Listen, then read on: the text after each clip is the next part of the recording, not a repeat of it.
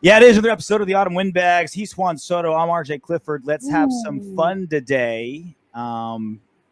We finally got reminded what a loss feels like because we won last season's final game, had the entire off season, won 3 in a row. That's a long time between losses, especially for Raiders fans.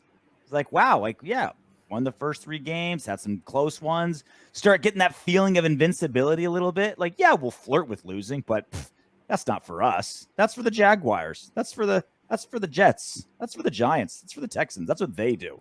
We don't lose.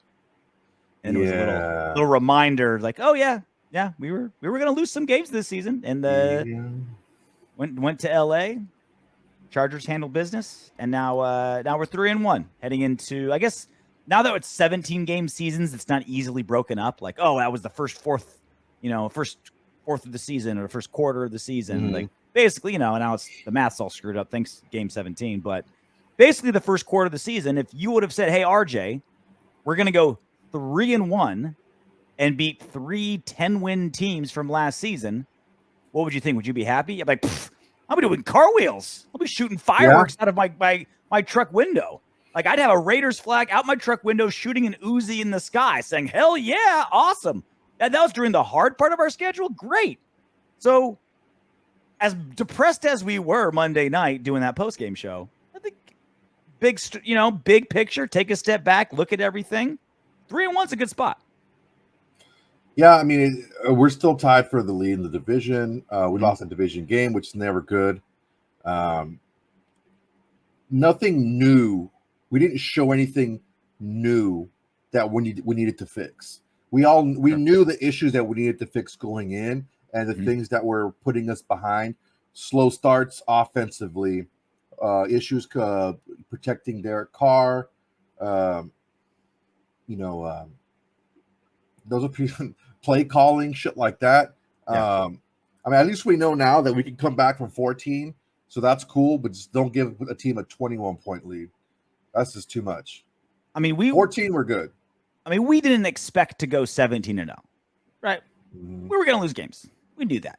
We knew we were going to lose some games. Chargers, hate to admit it, good team, right? Certainly have their flaws. Like, I think we learned a lot about them this game and learned how we're going to have to play them when we play them again later in the season. But like you said, it wasn't a slap in the face of any new issues. It was just simply 17-game season against a tough schedule, technically on the road, although there were more Raider fans at SoFi than Charger fans, same as there is everywhere. Yeah. The sky isn't falling as much as I felt it was, Monday night, or like suffering the hangover Tuesday morning, both metaphorically and biologically.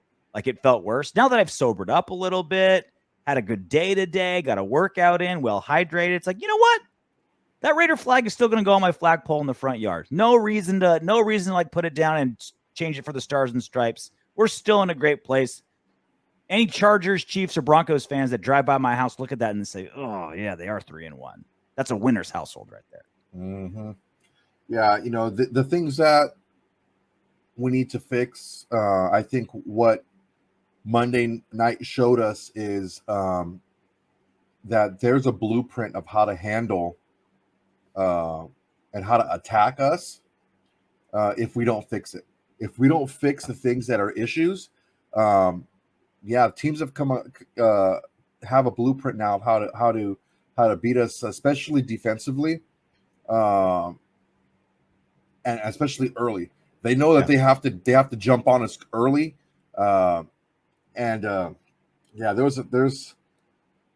I watched the game back and I was cringing. Like, I had to like stop it and just walk away. It's almost like the first 2 weeks of American Idol where like I have to like mute. It's so cringe. Like, I can't watch some of those people make a fool of themselves. That's how I felt watching the first half of this Raiders Chargers game that just happened. It was that bad, and the blame is all across the offensive side, all up and down the offensive side. Nobody's immune. Yeah, watching Leatherwood play right tackle is like watching like Aunt Karen, who's like 64 from Iowa, trying to think she's Shakira on American Idol. You're like, oh God, I gotta get through this part to get to the good part. Damn it. Dude, Oof. he's just not good, man. He's just not good. I don't know. I don't know how else to put it. He's just not a good right tackle in the NFL. I don't know if he'll ever be, because he looks just as bad now as he did the first game. There's no improvement at all. Yeah. It's just it's really concerning if we continue to push him out that right tackle, because he's gonna get Derek Carr hurt, dude. He allowed another handful of hits. Again, I'm not talking about pressures or hurries. He allowed another handful of hits, and now teams know. Okay, just blitz right outside of whoever's on top of. Put your best rusher on Leatherwood, and then blitz right beside him so they can't double team. You have to use that extra person to pick up the blitzer, and that's the thing that the Chargers did consistently that really screwed with the Raiders' offensive line and their blocking scheme. Or else you have to do max protect every play, just send out 2 or 3 receivers, which is going to make it a lot easier on the defense. The thing about losing to the Chargers, like the silver lining to it, is like, when you lose to a rival and like your buddies who are fans of those teams, or like the social media you follow or whoever it may be, they rub it in. The Chargers fans are so shitty at talking trash after a win, it doesn't feel as bad. Like, even like the Chargers Twitter was trying to like stir shit up, and they're like, "Just won, baby." Like, oh, that's so original. Wow, like, did they have Shakespeare running their Twitter account? That's incredible. What amazing wordsmiths. They just have like a Mensa meeting of people just thinking up zingers, and it's so clever. And I was like my buddy who Charger fans like text me, he's like, "In your face." Like, oh wow, that really rubs salt in the wound. That really you really hit me somewhere where I didn't think you'd be hit before. Like, thank God they're terrible, terrible trash talkers. Otherwise, it would suck more. You know what really got me? All the fucking shit talkers at our post game live show. It's like, you don't have anything better to do than to jump on a Raiders live show to talk shit, and then run away to sign off right away. Let me just hop on here, ha ha ha, and fucking bounce. I was cussing him out, like, say something else. Oh, he's probably fucking gone. You see, they got under your skin, Soto, but I don't know. Maybe it's because I've been in like radio for over a decade. Like, if you're gonna come at me for something, you got to put something. You got to make something clever out of it. You got to come up with a zinger. You got to make it. You got to make it hurt. You got to tell me something I haven't heard before. You got to tell me something that's true. So just like, oh, you poopy face. It's like, oh, okay. You are kind of a poopy face. That's actually what I'm saying. You have to tell me something I haven't heard before. I've heard poopy face enough times. You know what I mean? That's true. Which team has the best trash talkers? Dude, Philly. Philly's got some Philly's strong, got good trash talkers. I've been to Philly. I have been to a Philly talkers. Football game. I was at a Phillies game. You know who else? I'm not gonna lie. It's Pats. Pats fans.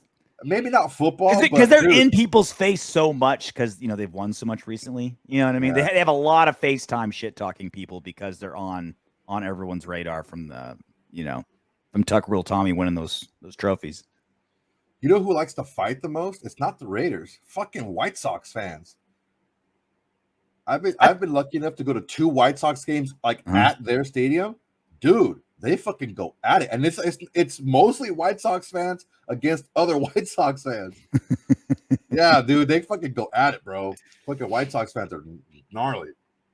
See, I always thought it was the other. I thought the Cubbies were the assholes. They're just having fun, dude. Yeah, the Sox, those guys fucking. Sox is South Chicago. No, Cubbies. South side is the Cubs. Cubs, and that's supposed to be the rough side of Chicago, right? Maybe I'm just stereotyping, but I think rough area. I think trash talker fighters more.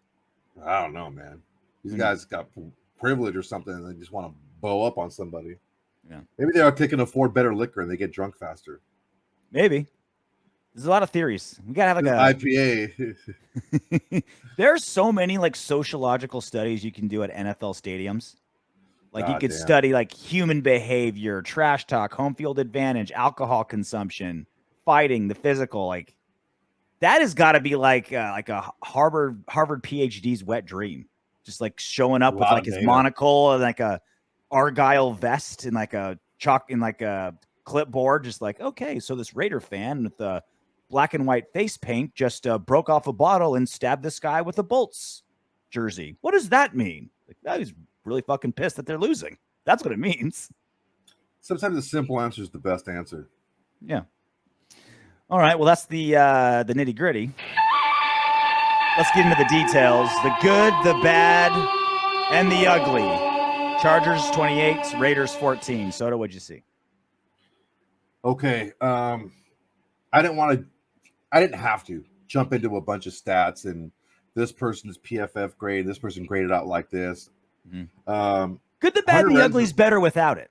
Because I feel like it's like a Western. Like the Westerns aren't one with numbers. It's one with observations and grit. Okay. Well, speaking of grit, Hunter Renfrow, a little good old Hummer Renfrow.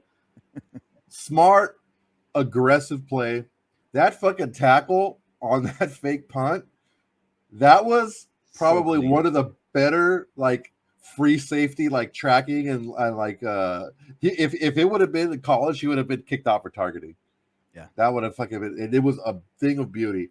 Not only did we have 10 people on the field, thanks a lot whoever's fucking running the special teams, but he noticed that we didn't have it, and he saw him kind of creeping. So there goes Renfrow creeping, and as soon as that ball, as soon as the punter flipped the ball from holding it like this to like holding it like that, dude, he fucking dead sprint. He knew exactly what was happening, and he got there just in time and beat the shit out of that fucking guy, that gunner. So the great job there. Getting laid out by Hunter Renfrow is like just like half a notch above getting laid out by the punter. You know what I mean? Like he's a football player. He's tough, but he's tiny, and he's a slot receiver. Like doesn't even play defense. And he decapitated that gunner, dude. Like that ball went flying.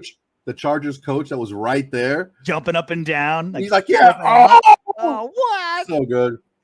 Dude, go ahead. He took the frustrations of just getting beaten up by opposing defenses the last 2 seasons, because refs apparently like you're allowed to do whatever you want to Hunter Renfrow if you're an NFL referee. He took all those frustrations of all the seasons and just took it all out on that one gunner. Like that was like when you finally called like your dad out and you just like load up like all of your teenage years of frustration on that one punch to hit your dad. That was Renfrow to the gunner. Well, you know, he needed it all to get out there and to lay the kid out. Did you hear Jon Gruden on the presser, not immediately after the game, but the midweek one when someone asked about it? I have never seen Gruden gush more. Yeah, he was smiling. He was bright. His eyes were lit up. I was like, oh shit. That's the most Gruden grinder. Your sister might have some competition for Hunter Renfrow, dude. I think Gruden might slide into DMs before your sister can. Shit. He was fucking glassy eyed. Dude, that was the most Gruden grinder type play that you could ever do on a football field, right? Like he'd rather talk about his slot receiver noticing there's 10 guys on the field, sniffing out the fake punt, delivering a huge hit from a guy who's my size, than talk about like a 90-yard bomb from Henry Ruggs or you know, Max Crosby getting a strip sack on, you know, Drew Lock or something. He would rather talk about that play than anything. That is the ultimate Gruden grinder. I've never seen Gruden so happy. Quintessential Gruden grinder right there. Yeah, he looked like he just like snorted a bunch of Molly and talked about that. It was awesome. Oh yeah, it made me feel good seeing how good Jon Gruden felt. I'm not gonna lie, I did watch the play a couple times. Yeah, he was pretty good. Yeah, you can only jerk off to it so many times. Yeah, after a while, it's like, unless you're Gruden, then there's no limit to it. There's no limit. It's all the seed spilled. But also Hunter Renfrow's his routes that he ran, he was getting bracketed a lot, and he was able to get open. He got a touchdown, so great job during the game, Hunter Renfrow. Corey Littleton led the team with 14 tackles. 9 solo tackles. So that's an excellent job by Corey Littleton. He just looked more active. You know, he was cold to start the year, but the last 2 games has been really good games for him. Double-digit tackles in both games, the last 2 games. He had 10 last week and 14 this week, and he was all over the place this last week. So good job, Corey Littleton. Denzel Perryman again. 12 tackles, 8 solo. He's a fucking hammer. He goes in there, sticks his head in there. You're not gonna get too many free lanes up in the middle there with Denzel Perryman up in there. Another one that kind of shocked me when I saw the stats, Amik Robertson. Yeah. Playing on the outside, giving up fucking 7-8 inches in girth to Mike Williams. He had 7 tackles, 6 solo. He allowed 0 catches to Mike Williams. He's a third string DB, a third string corner. I think Arnett is now going to be the third string corner because Amik Robertson showed that he can handle playing on the outside and playing a big receiver. It wasn't like we're the only people in the stadium who saw the mismatch. Yeah. Fucking Justin Herbert, the coaching staff knew who was playing him and who was on him. It's like, and he couldn't get open. He couldn't get open against Robertson, or if he was open, they would have thrown the ball. But great job for him by Amik Robertson. I think Amik is the smallest player on our defense, both in height and weight. I think he's the smallest guy, and he's going against one of the biggest receivers in football. Yeah, he's swinging a big dick though, dude, because he shut him out, dude. And I've got Mike Williams. The only reason I know that I got Mike Williams on my fantasy, and he was the number 1 fantasy receiver after 2 games. Like he's been crushing it. Yeah, he had a touchdown every game. game. Fucking Robertson shut him down. Woo. Yeah. Dude, our DBs, if they can just stay healthy, are so impressive this season. Yeah, such a bright spot. Our defense in general has been a big bright spot, and we thought like, okay, our defensive line is going to do all the work, and they'll carry the load for everybody. Every level of our defense is holding their own minimum or playing lights out. Yeah. Well, speaking of that defensive line, Darius Philon with 2 sacks, and he was the one getting the pressure up the middle against Herbert. We didn't hit him as nearly as much as we needed to. Yeah. Getting the ball out fast.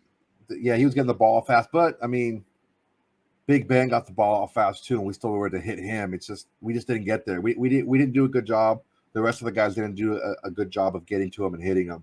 But Darius Philon 2 sacks, great job. So that's the good. You ready for the bad? No. Okay, well here it is anyway.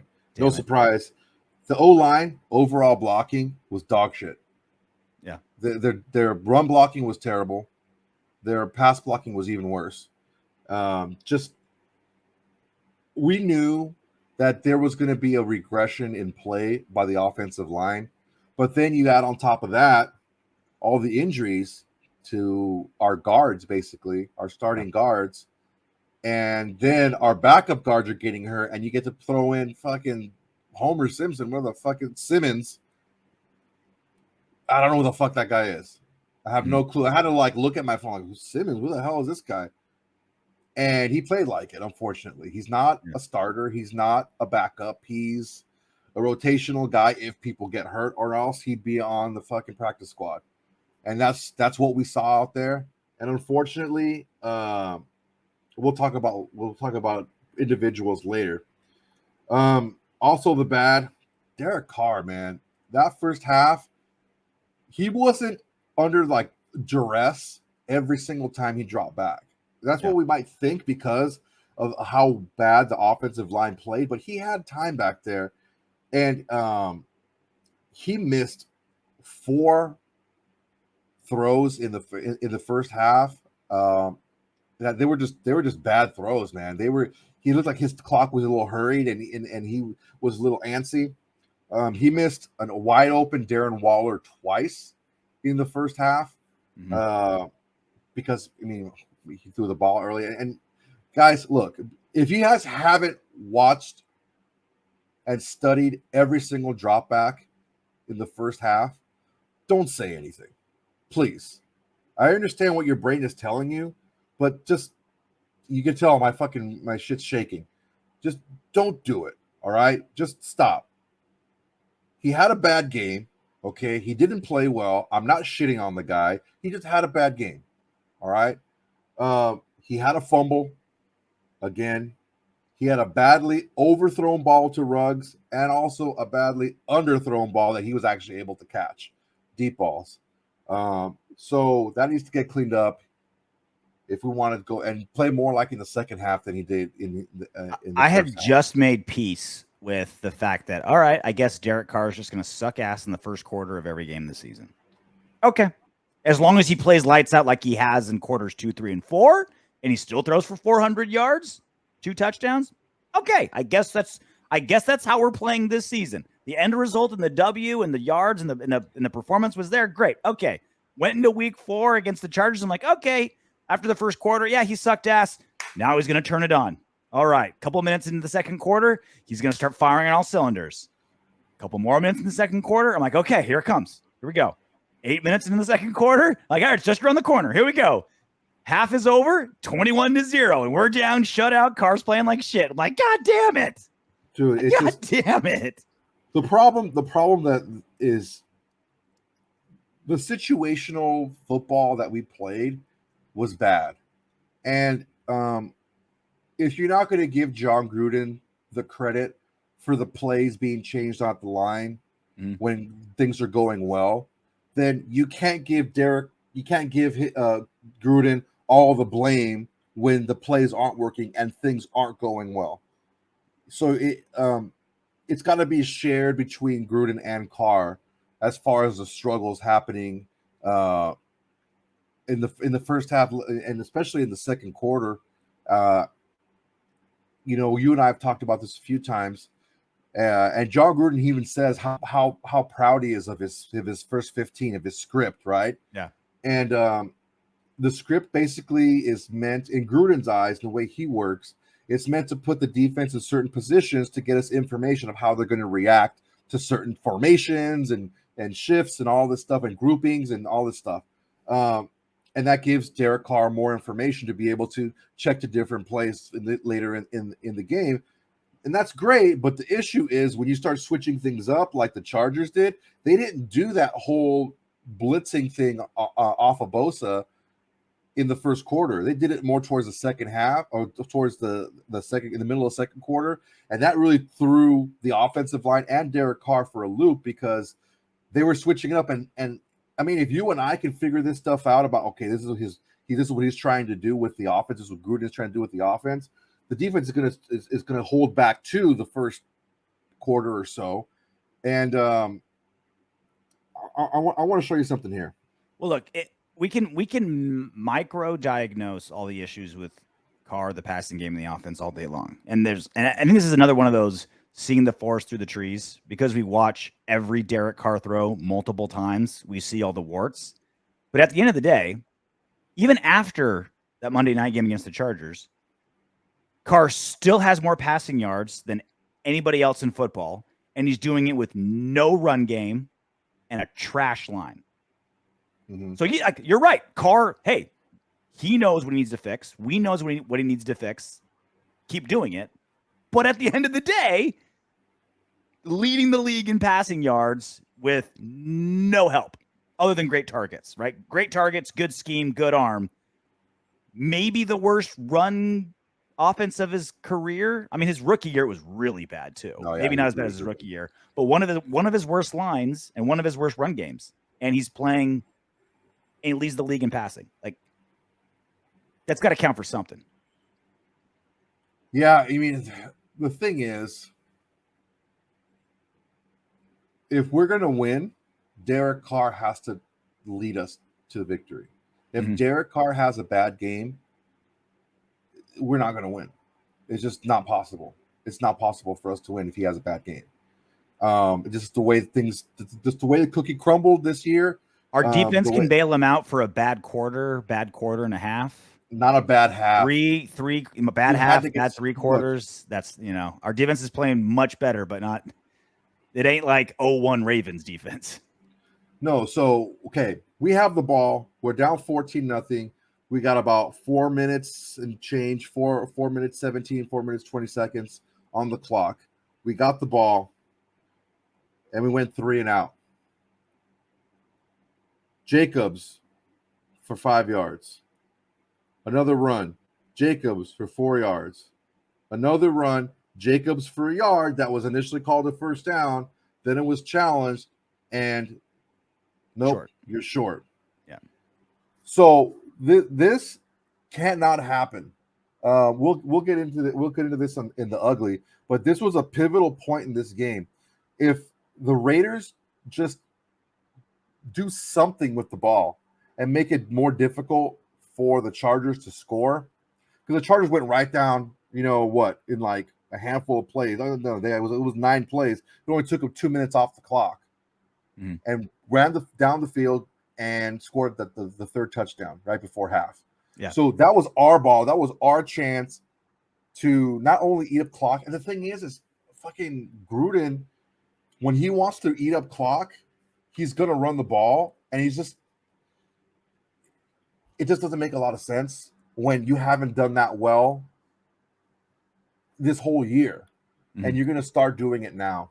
It just doesn't make a lot of sense. It was a terrible sequence, and it really put us against the 8 ball. Once they scored that third touchdown, the game was essentially over at that point.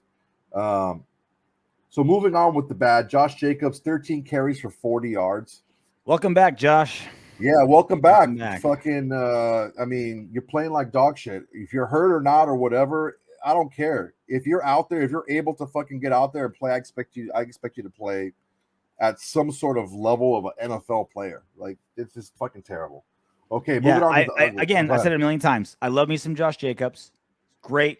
Happy we have him. I'll slap him on the ass when I see him, buy him a beer.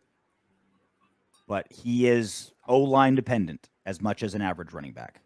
And you don't get a guy in a first round. You don't extend a first round pick contract on a guy that's as dependent on the O-line as someone you pick up off the practice squad. Yeah, fucking... The problem is, I think Gruden will probably just give him a bunch of money. Whoa. Jon Gruden throwing money around at a running back? I don't think so. That's literally never happened. Yeah, how many touches did fucking Kenyon Drake get? Uno. Yep. He got 1 touch. Was he making $11 million 2 years? That's Kenyon Drake, right? Jalen Richard getting $3.5 million this season. Sit at home and do nothing. And then who's the only guy that's been able to run? Peyton Barber, who's hurt now. Who's now hurt? Sucks. All right, let's get to the ugly. Gruden's play calling. I highlighted it right now. Not only to begin the game, but his situational play calling is so predictable. We all know what he's going to do. Okay, so the Raiders got the ball. They forced a punt. Big stop by the defense. Forced a 3 and out by the Chargers. Okay, we got the ball back. 4 minutes, 17 seconds left in the half. We run 3 up the gut, okay? Very similar to last week, getting Carr almost get his head knocked off. But we ran 3 up the gut and seemingly maybe got a first down, but the Chargers challenged and the first down was taken away. Too short. So now we punt the ball. Chargers take the ball down the field, and they score a touchdown, which makes the game now 21-0. At this point, whenever we play to not lose instead of playing to win, shit like this happens. The same thing happened against the Dolphins when we were playing conservative. We're trying to run the clock out, and guess what happened? The fucking Dolphins got the ball back, and they ran back down. That's when we got 2 runs for -1 yard, and then the Carr got sacked for 15 yards on third down play. When we play to not win, when we play to not lose instead of playing to win, this stuff happens to us because Gruden is so predictable when he's in that mode. Gruden needs to light a fire up his ass and be hungry. Be hungry. He was content with going into halftime 14-0. Yeah. Right? And what happened? We ended up kicking the ball back, and they shoved it up our ass and got another touchdown. So Gruden's play calling and his in-game adjustments, fuck, dude, he got out-coached by a Division III head coach. He got out-coached by those guys. Jon Gruden's play calling is so great when it's like halfway through the third quarter on their own 30. Like, that's when he's awesome. But any situational play calling, 4th and 1, goal line, so anything where it's like outside of just like the norm. I think he spends all of his time just like, all right, when the pot's wide open, what am I going to do? He's awesome. He's elite. Like maybe top 5 in the league play callers in those situations. Then as soon as you throw a curveball in there, a little bit of a wrinkle, he's like, duh, what do I feel like right now? It's a shame. It's terrible, man, because I can hear where you go, oh, well, you know, you're down in your own territory, down 14-0. You can't give them the ball right back. Throw 3 passes to give the ball right back. Well, what ended up fucking happening? And this is not about being an armchair quarterback or your hindsight, right? Oh, well, they ended up scoring anyway. No, it's about what you're conveying as a coach and as a team. You're not being aggressive. You're not, and that aggressiveness shown by Carr, shown by Gruden, that is what got you to 3-0, was being more aggressive, pushing the ball further down the field. If you don't do that, if you get away from that, which they did early in the game as well, good things aren't going to happen. Once they got better, you tell me that a different team came out of halftime for the Chargers, a different defensive line, a different set of group of linebackers, a different set of DBs came out, and that's the team that you pushed the ball down the field on, and that's the team you scored on, not the one in the first half. So, it was the same team. Maybe if you be more aggressive, better shit'll happen. Maybe if you put a little bit more pressure on the defense, better shit'll happen. And that's what started to happen once they started pushing the ball on the field more. So, Gruden, that was fucking ugly. All right. Okay, another ugly. Leatherwood, I don't even fucking want to get into this fucking guy. I told you guys from the very beginning, from the time they called his fucking name, I did not want this guy. This guy's absolute dog shit, okay? And he fucking plays like it. I'm getting sick and tired of calling this guy's name out every fucking week for the same goddamn thing. How are you going to be a tackle in the NFL and not be able to pass block? Okay, I fucking talked out of my ass. You should never be this famous as a right tackle. Like, you should not get your name called this many times in a game. I talked out of my ass like, oh yeah, I could block Joey Bosa and shit like that. But dude, I remember. At least make it a fucking competition. It was not a competition at all. At least win some of them. He pancaked Bosa a couple times, bro. He got because a couple. Bosa was chasing the ball. Bosa was chasing the ball, and he got him from the side. Bosa probably just forgot Alex Leatherwood was there because he was beating him so much. No, like, wait, look, there's a human here. Never won. He did not win. He either got beat or he got beat too late, and the ball was already out. That's what happened with that fucking Alex Leatherwood. And don't let me get started on fucking Arnett. Arnett, you're hurt now. Get better, whatever. Get better and get better. All right? Because you got turned around like you were on a fucking skates. Keenan Allen does that to people, but dude, you had no idea where the fuck he was. Yeah. All right. You were a liability. Thank God Amik Robinson came in and played his ass off, because now we have something else other than putting fucking Arnett in. That's another ugly play. And then my last ugly, because I don't want to fucking dwell on this game. I want to move on and we'll talk about the Bears. But that ref's call on Waller on taunting, that was fucking ugly. That was fucking stupid. I don't understand what the basis of that rule is, what that call is supposed to do to help the NFL. I don't get it. I don't understand it. The rules are supposed to be there to help the game. I can't imagine changing a rule that makes the game less fun that no one asked for would cause problems. Dude, he wasn't getting into anyone's face. He spiked the ball and he showed some emotion. That was it. You ask anybody on the fucking Chargers sidelines, they don't have a problem with that. Oh, you fucking caught the ball, all right, whatever. Soto, you need to think of the children. Kids are watching this game, and they're looking at that guy, and they're saying, okay, is that how I'm going to behave? All over the country on Tuesday, there were kids throwing footballs on the floor and yelling at sidelines because of what Darren Waller did. Parents, if you allow have been joining gangs. They've been getting arrested. It's been an epidemic ever since Darren Waller threw that football down. Thank God the referees were there to say, no, that's bad behavior, because they're thinking of the children. Parents, if you let your kids watch grown men, like the top 2% of athletes in the world, get into simulated car accidents over and over and over again against one another, then you get what you get. Getting mad at taunting in the NFL is like being mad at the foul language in a porno. It's like, all right, I'm watching this chick get bukkakied by 3 dongs, and as soon as she said fuck, now it's like, that's when I clutch my pearls. It's like, oh God, that's inappropriate. That's foul language. That's bad. I can't have that. That's like you said, having 53 guys give each other concussions for an hour. And then as soon as someone spikes a football and gets excited, you're like, oh, geez, that's terrible. That's bad. Whoa, Nelly. That is unfortunate. Kids, shield your eyes. That's too bad. Dude, I was watching this one scene with it was a stepmom scene. Go on. And like the guy said something like, "Oh yeah, fucking said some shit," and the fucking mom's like, "Now, dear, don't cuss." I was like, "Dude, that's fucking hilarious." She really got into that scene. She had an NFL referee in her ear telling her, "Okay, yeah, she had the green dot, the flag on the stepson." Yeah, she had the green dot in the helmet on. All right, that's the good, the bad, and the ugly. Raiders Chargers. We'll get him next time. All right, so I pulled a lot of audio for this show because there's multiple press. I watched all the press conferences this week, and there's a lot of interesting things that were brought up. So first things first, we all acknowledge the biggest problem the Raiders have had is a really, really slow starts offensively. Like the defense is keeping us in games, but they can only do so much. And so Jon Gruden was straight up asked, like, what do you make of these slow starts? And here's what he had to say.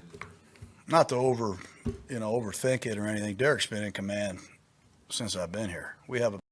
Well, that's the wrong one. This is the one. We're on slow starts. Yeah, there's obvious things that we have to do. We have to pass protect better early in games. Sometimes it's been a number of things. We've had errant shotgun snaps. I've got to call some better plays, no doubt. We got to get our running game going at some point early in a game. But we just haven't done very well early in games, let's be honest. And that needs to change. So he said a bunch of obvious things, right? Run game's trash. O-line's not blocking well. Got to get Jacobs going. But he snuck in one thing. He said a lot of obvious things, but he snuck in one thing that made me, because I've said it before on this show, I'm starting to see a little bit of a theme with Jon Gruden, where he's starting to be a little more self-aware. And I think the criticisms, like the correct criticisms that because he gets a lot of criticism that I think is trash, but the correct criticism that Jon Gruden gets, I think he's starting to listen to and adjust. He said, the play calling needs to be a little bit better. There we go. Okay. Maybe I got to change something. Maybe just doing 15 plays out of the gate maybe isn't the right way to go. Maybe my situational play calling needs to be a little bit better. Maybe I got to rethink something here. Maybe let Derek Carr make a couple decisions at the line more so than he does. Maybe not just go run, pass, first down, second down, third down every single time out, right? This is good. This is good, Soto. A little self-aware. The ego that we've always talked about, the refusing to change, the stubbornness, this is a good sign. This isn't a drastic change, right? This isn't a breakthrough in a psychiatrist chair, but this is baby steps in the direction we've been pushing for a while. Dude, this is how I see this. This is like the guy that security finds passed out next to his car in the parking structure of his job. Mm-hmm. Drunk. And then he says, yeah, I'm an alcoholic. I need to really work on that. It's like, dude, it's so fucking obvious that if you don't say it, if you don't admit it, there's an even bigger problem, and you looked at even worse. So he's just, like you said, he's stating the obvious. I'll believe it when I see it. Because this is now, 9-10 games in a row we started 3 and out. Mm-hmm. This whole season, we have not scored a point in the first quarter. What the actual fuck is going on here? What do we have to do to get him to change? Him saying something doesn't mean jack shit. He has to actually do it. And I want to see it, because right now, it's the same old shit. It's an alcoholic saying that he's an alcoholic. Great. What are you going to do about it? Mm-hmm. You admit it. You admit the obvious. Cool. Everyone here knows what you just said. He's made some non-Gruden changes a little bit. Like we mentioned, little tiny ones the last game where he went for it on a 4th and short where he never would have. He didn't throw a red challenge flag. Instead, he just called a timeout, which was dumber, but at least he was doing something different, right? So it's like, again, we're talking inches, not miles. Little tiny baby steps. And, I've never been in a 12-step program before because I'm not a quitter. But I imagine I've been told that the first step is admitting there's a problem. And he's done step 1, right? Let's see if he does step 2 through 12 moving forward. another part that we talked about a lot when we were 3-0 was, okay, are we going to get an early version of the Raiders the last 2 seasons where we start 6-3, 6-4, fall apart late? Are we going to get that now? Because we're just going to start feeling ourselves 3-0, the only undefeated team in the AFC for like a day, right? Because we were the Monday night game. Are we going to start feeling ourselves a little bit? And Derek Carr was asked this before Monday's game. This is last week, right? So this is after we're 3-0. Our friend Adam Hill was the one who asked him the question about how do you stay motivated and rolling when you're 3-0 and starting to feel yourself a little bit. That's what he had to say. I mean, I've absolutely have had individual conversations. Not that I felt like I had to, but just in communication, just, hey, 3-0 is great, but if we lose the rest of them, we're all going to be looking for jobs. Like that's just how this game goes. So you just got to keep grinding, stay true to what we've been doing. And, really, it's in the details. It's in making sure it sounds so silly, but making sure our locker room's clean, making sure that we're not late to weigh-ins, making sure we're not late to meetings, making sure that we're, eating the right things, going to bed on time, not spending too much time doing other stuff. Keep committed to what we've been doing because it's working. And don't let little things – see, when you win, sometimes it's easy to let the little things slide. And it's just been on my heart to not let that happen. As soon as the game was over, I mentioned some things that I thought that we could have been better throughout the week, and I expected those things as captains. We expected those things to be better this week. And we won the game, so we're trying our best to not let the exciting start and then fall off thing happen. We're trying our best to maintain through the whole season, and we'll see where it lands at the end. So I pulled this one because I wanted to get any sort of thought in anyone's mind or any sort of narrative or storyline that this is the Raiders feeling themselves and falling apart. I didn't see that at all. The Raiders lost from the things that they do poorly, continuing to do poorly or worse. And the things they do well, they did well, just not enough of it. This wasn't a 180. This wasn't a culture change. This wasn't a too cocky. This loss wasn't any of those things. It was the same things that has been the problem for us for a while now. Pass blocking's been atrocious. Running game's not going. Defense is good, but not so good where it can overcome drastic problems with the offense. No takeaways. Yeah, no takeaways. This wasn't, a ton of false starts that we never have, or a bunch of drop balls that we never do. Like this. I feel like the culture and the mindset of the team is still good. They weren't affected by that 3-0. No, it's definitely getting there. Yeah, and Derek Carr. There, yeah. And Derek Carr definitely sounds like that's something that's on his mind, and he's learned from the last 2 seasons. Like, all right, go to bed on time, dudes. Like little things like that. Like, if you're not on time for a meeting, it's a fine, or we give you a swirly, or whatever the hell, right? Like, yeah, it's like Derek Carr, the leader, is aware of that, and that has not been the issue so far. Yeah, one thing that I keyed on was he said that these are things that he noticed throughout the week and they addressed after the game. Mm-hmm.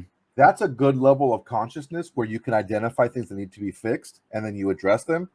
A higher level of consciousness is addressing them while they're happening. Yeah. And it's kind of like waiting till halftime to switch up your game plan so you can have a better second half. When you know your fucking game plan is not working, you need to switch it up on the fly. Mm-hmm. And that's what I want to see moving forward, is that attitude of, we need to fix this shit now. It's sense of urgency. Get this shit done now. If someone's fucking up, someone's not doing X or Y, you tell them right then and there, this is what we need from you going forward. This is what happened. This is the problem. This is what we need. So, talking about Derek Carr, this whole season, especially with the really, really hot start, the first 2-3 games, people are like, oh, where's this Derek Carr from? Wow, I can't believe he's balling out. This is crazy. Where's this guy been the last 7 seasons? And Jon Gruden was asked about that. Here's what he had to say. Not to overthink it or anything. Derek's been in command since I've been here. We have a better team. We got better opportunities. Our defense is a big part of that. But time, repetition is the mother of learning. This guy's had 1 million reps, and the emergence of Edwards, the emergence of Renfrow, Ruggs, is important. But his command has always been off the charts. I think we were last in the league in possessions last year. Might have been last in the league in field position in terms of drive starts. So with that being said, you give this guy a lot of opportunities, he's going to have, I think, a lot of chances to succeed. I think he's a great quarterback. His command is very good, and hopefully it continues. I'm 100% with Gruden. Now, while I will acknowledge Derek Carr is one season better, right? Like he's just one more season of experience, and he's a little better at some certain things. The very specific things that we've been begging him to improve on, he has. He moves around the pocket a little bit better, not fumbling as much anymore. It's mostly, honestly, Andre James and some bad snaps that have been his problem, or just getting like clobbered by some end where like probably anybody would drop the ball, right? He's not Mr. Butterfingers, but everything I've been saying for a while is like, I always gave you shit because in 2016, you weren't saying get rid of Derek Carr. He's playing great now. And that's because our defense was decent and we were winning games. And I think that's more the case this season than Carr drastically improving. Ruggs has come up. Edwards has come up. Waller's one season better. Renfro's one season better. And Carr is also one season better. But I think it's more everything around Derek Carr. Jon Gruden mentioned, I think his offense was last in possessions last season because the defense was so bad. We're getting the ball more often now, getting the ball in better field position now. Everything around Derek Carr, not everything, but like defense, targets, receivers, tight ends, they got better around him. And so when he got a tiny bit better, it looked like he got astronomically better because his ecosystem was now better. Well, the problem with that logic is the most important thing to a quarterback got dramatically worse, which was his protection. Yeah. And that's why I don't buy it. I think that Derek Carr has always been this good quarterback, but he hasn't played that way. And we see that with his average depth of target. We see that with his average yards per completion. We see that with him pushing the ball further down the field. Now, I'm not the only person to say this. Sanjeet was on here, and he said the exact same thing. He echoed the exact same thing I did. When Derek Carr gets under pressure, before this year, when Derek Carr gets under pressure, he looks to check down often too quickly because there are bigger plays to be made down the field. Now, as far as the targets that he has, if there are players down the field to make plays, if they're open to get the ball thrown to, you name these quarterbacks out there that are out there, and they haven't always had a ton of great receiving targets. They've had maybe one guy and then a bunch of other guys. Mm-hmm. It's not always about the receiver that you have out there. Go, oh, well, he didn't have anybody to throw the ball to. Okay, look, that's not the case, first off. The problem that I see with that train of thought is you're saying that Derek Carr has been this MVP caliber quarterback every single year. It's just the rest of the team is better, and that's what makes him better. That's part of it. But also, Derek Carr himself is changing the way he plays the game, and he's being more aggressive, and that is helping him get more stats, basically. And I also think a big part of being more aggressive is I think the play calling of Gruden is been a little bit more aggressive. Like we're seeing more deep play designs. Again, man, dude, the thing that was my issue was he dumps the ball off too early when there are better plays to be made. And he's not doing that this year. And that's why he's making those plays. Does he always complete it? No. But more often than not, he does because he's an accurate passer of the ball and he's trusting his guys. And he was just so, I don't know what word to use. He was just so risk averse that he wants to just check it down.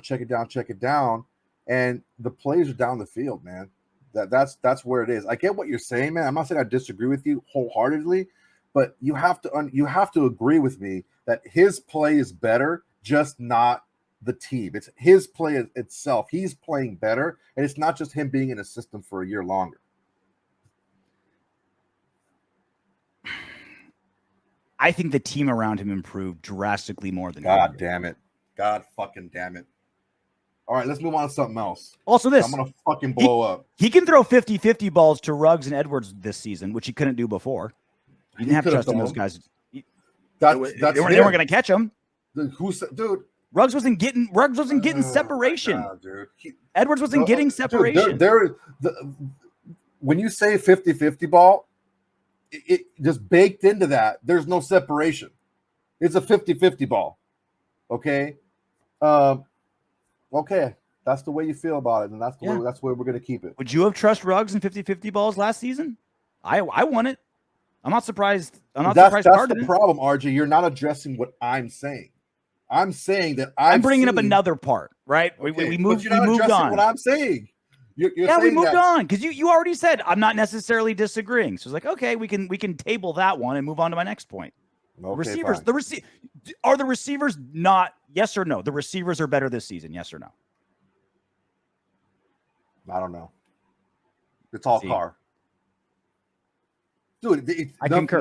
Let's move on. Nothing I say is going to make a difference because you feel that this has been the same Derek Carr every year. It's just magically the team gotten that much better. Dude, it's not the case. Derek Carr mentally has gotten over something to be able to push the ball down the field more. That's what's helping him. I'll let you get the last word. I'll let you get the last word on this, then we'll move on. That was my last word. Did the receivers get better this season than last season? I'm not going to play this game. Yes, because you know it's true. That's because you know it's true and you refuse to say it. You're telling me you can have the last word, but then you're asking me the question to kind of steer the receivers are being more productive this year because they're allowed to be more productive. They're getting the ball in areas to help them be more productive. So they're not better. So they are not better this season. They're performing better. I'm saying that they are better and they're performing better. Right. Just like I said, I'd give you the last word, and I said I'd give you the last word, and I'm true to it. Look, you're saying Derek Carr is a year better because he's been in a system and in the NFL a year longer. Great. But as a receiver, you're only as good as the opportunities that you get. You can be the best receiver. If you don't get thrown the ball, you're not going to fucking get any stats. Derek Carr is giving these guys this year the opportunity to make plays on balls that normally last year, last few years, last 6 years, he hasn't given. So that's my answer. So we agree. The receivers are way better this season. So let's move on from Derek Carr and go on to Derek Carr. So the big headline this week was Joey Bosa in the post-game presser said this about QB1 of the Las Vegas Raiders. We knew once we hit him a few times, he really gets shook. And you saw in Covington's sack, he was pretty much curling into a ball before we even got back there. Great dude, great player. But we know once you get pressure on him, he kind of shuts down. Shots fired out of Joey Bosa. What do you make of his comments? I agree with his comments prior to this year. And Derek Carr didn't do anything to change that opinion in the first half. But, he came out in the second half with a full sack and he was ready to go. But, I kind of agree with it previous years. And in the first half, it's the same shit that we've seen. Him missing throws, him throwing the ball too early when he had time, and open receivers. It's bullshit because Derek Carr came back. But honestly, you could build 1,000 bridges, right? So Derek Carr is the only person who could change that opinion of himself. Because if Joey Bosa said it, he's not the only person that thinks it. The Chargers aren't the only people that think this. So just about every single player, coach, whoever that had a microphone in front of them this week was asked about Bosa's comments. And they all said the same thing. It's like, not true. We don't care. Not true. We don't care. Which is the right answer. And not just words, but the correct thing. We don't care. One, because, it's a divisional rival. Like, they're going to play again.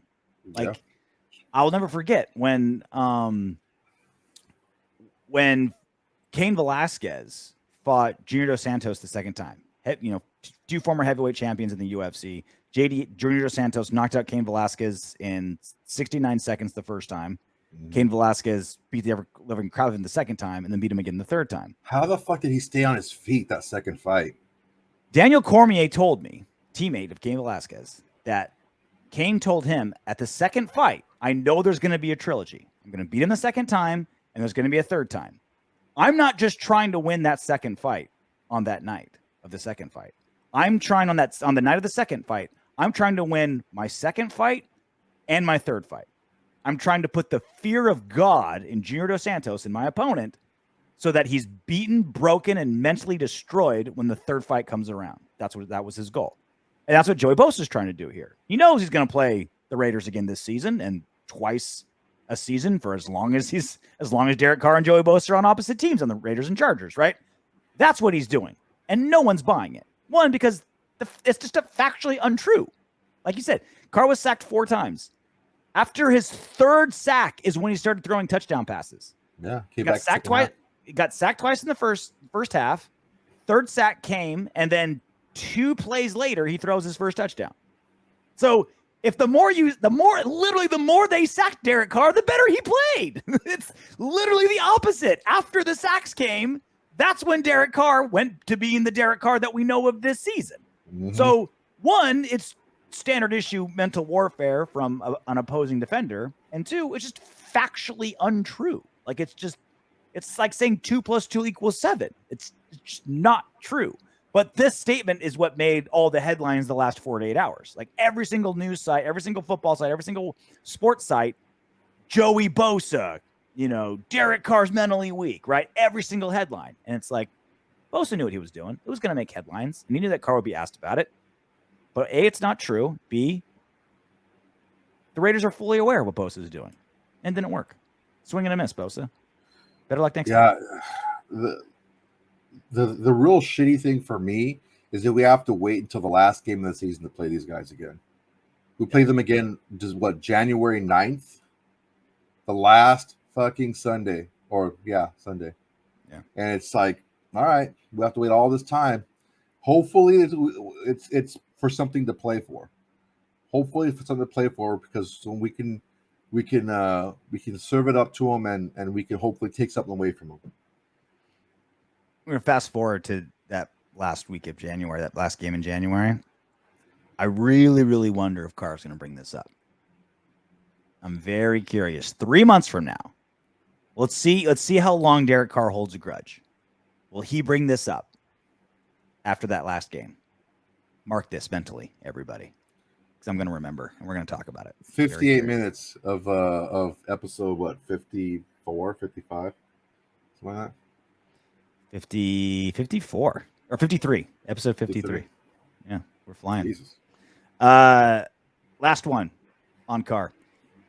So he was asked, I think it was today's press conference, and it sounds like a fluff question, a kind of like, make you look good question. But I thought it was a really, really good question, because I'm very curious what the leader of a football team thinks when this question is asked. And he was asked in this press conference, what's something you guys are doing well? Because you just lost a game, right? Everyone's thinking negative.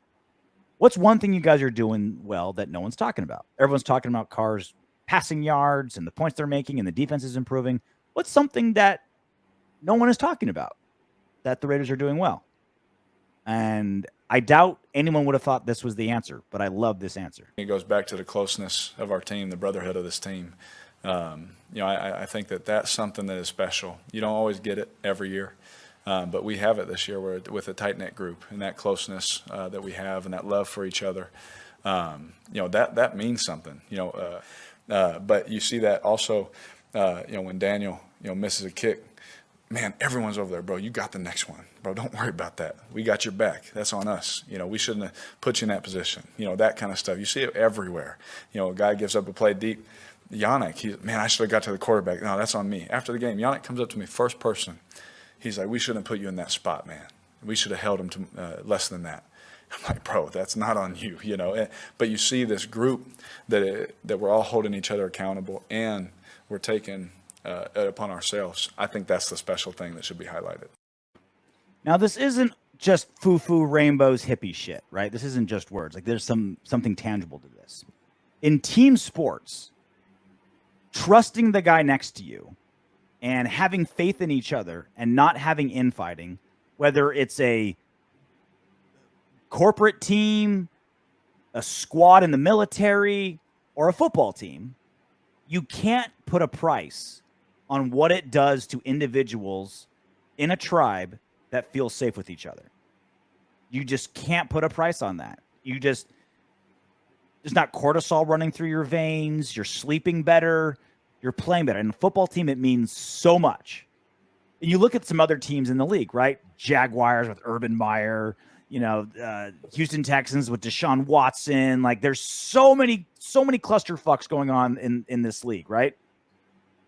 The fact that there's unity and function in that locker room with those 53 players and that they love each other, care about each other, great leaders like Derek Carr, Yannick Ngakoue, Hunter Renfrow, Darren Waller, like hard workers, guys people trust. Like, the fact that we have that is going to carry us over obstacles that a more talented team that doesn't have that unity won't be able to do.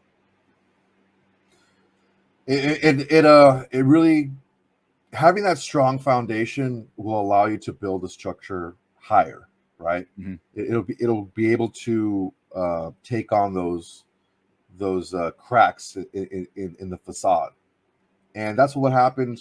We got cracked. I said our facade got cracked. The foundation is still solid. It's still intact. So moving forward, we should be fine.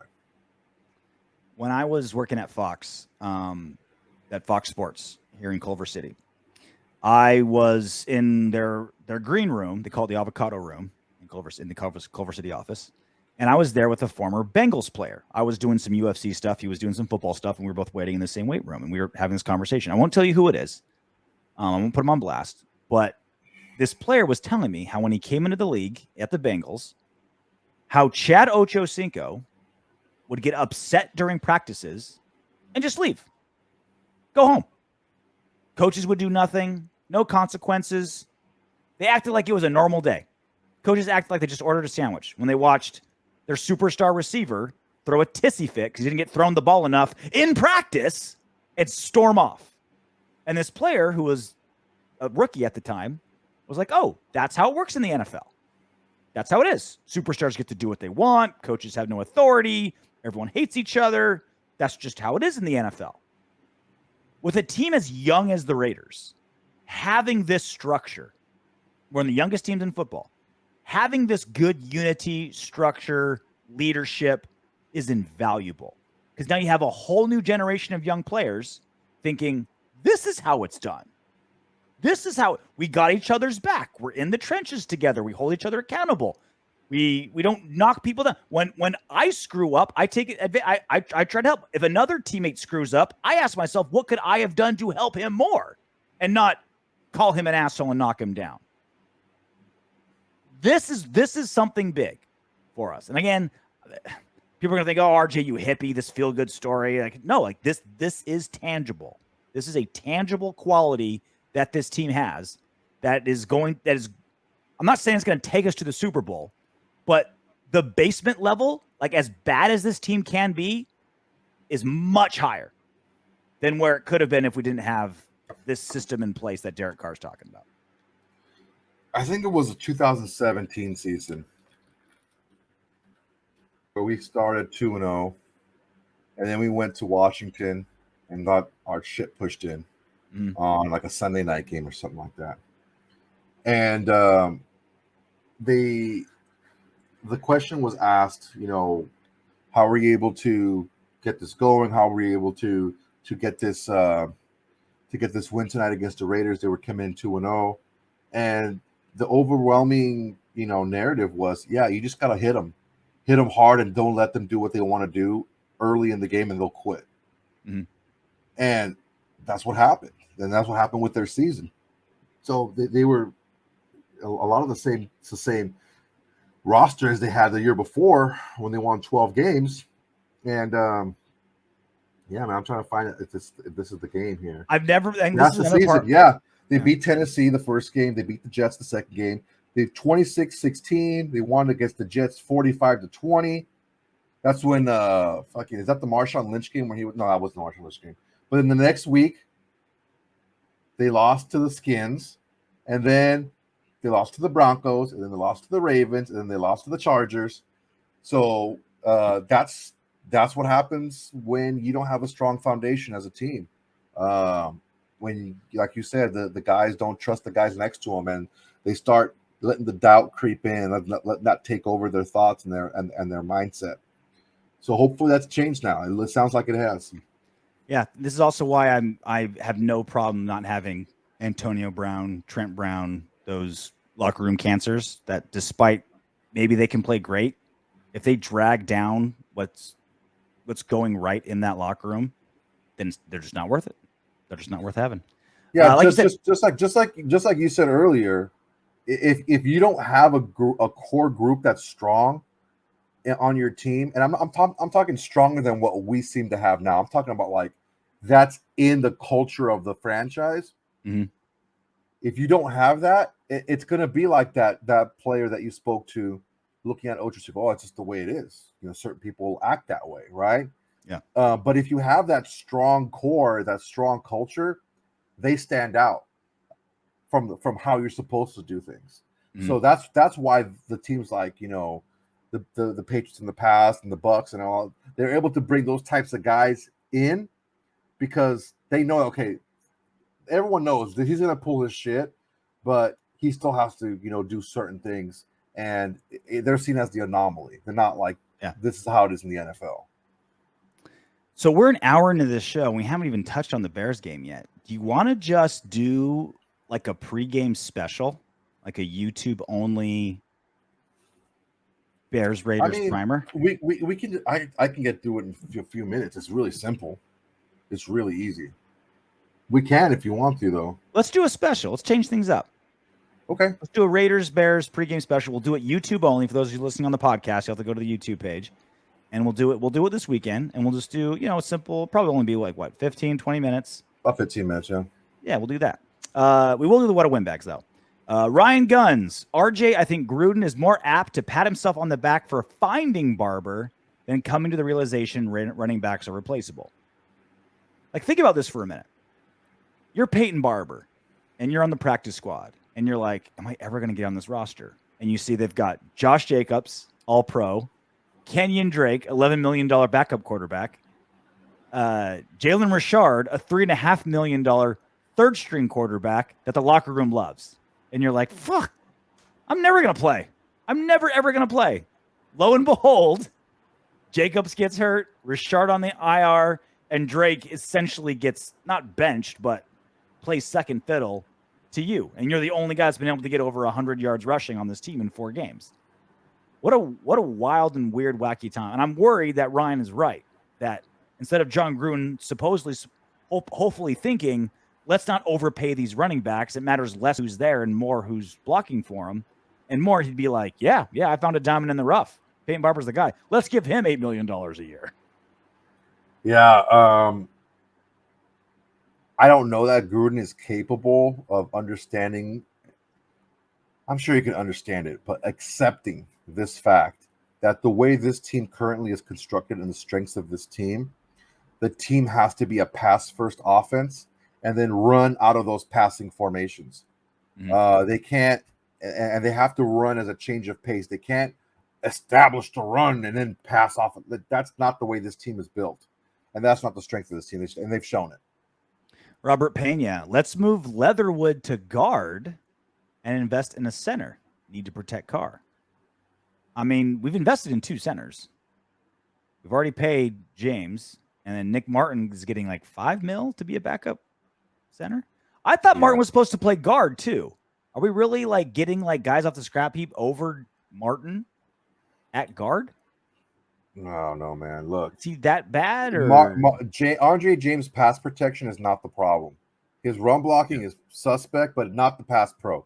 The pass pro issues are on the right side, and that is Leatherwood and whoever's fucking playing guard. That's the issue. Now, if you want to kick Leatherwood in, you have Brandon Parker, which is what I'm saying all along. Why not put Brandon Parker in there if Leatherwood is that bad at pass protection? Mm-hmm. Parker can't be. When Parker played, when Leatherwood got hurt, he did fine. He gave 1 sack, but I don't know, man. It's just it's a big fucking problem. Shrimp boat captain. I wonder if he's actually a shrimp boat captain or he's just a big fan of Forrest Gump. Shrimp boat captain. closet Charger fan. You can tell by the question. The Chargers roster is superior at every position group except tight end and maybe cornerback. Coaching staff probably better as well. Well, if anything, that should show you how well Derek Carr and this team plays as a unit when all the individual players are all about. Because I don't think that's I don't know. Defensive line as a whole, I think is pretty comparable. I think so. I think you're wrong. Interiorly, plus Yannick and Max. No, as a whole, they have Linval Joseph. That's better than anyone we have at tackle.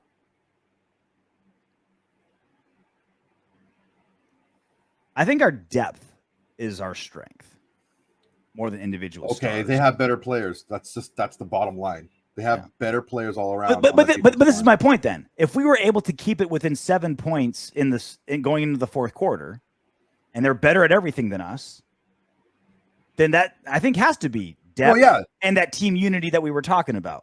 Okay, maybe you're right. Maybe your grit, individual starter. Then that means we're playing as great as a team with the pieces that we have. Yeah, I said it in the post-game show. This is not all doom and gloom. I have not seen this team play this poorly, and it's just the organization performed so poorly. So not just the players, but the coaches, the preparation, everything. They just didn't look ready to play. Yeah. I had not seen a Raider team, even in the first half against the Falcons, they scored something. They scored 2 field goals. So they scored something in the first half. Against the Chargers, they didn't do jack shit. So this is the worst I've seen them. And even despite that, they still kept the game close into a 1-score game going into the fourth quarter. And they had a chance to tie the score. So, I mean, as bad as we played, we still had a chance to make it a game at the end. And that was not even with some fluky pick six or, you know what I mean? Or some block punt. You know what I mean?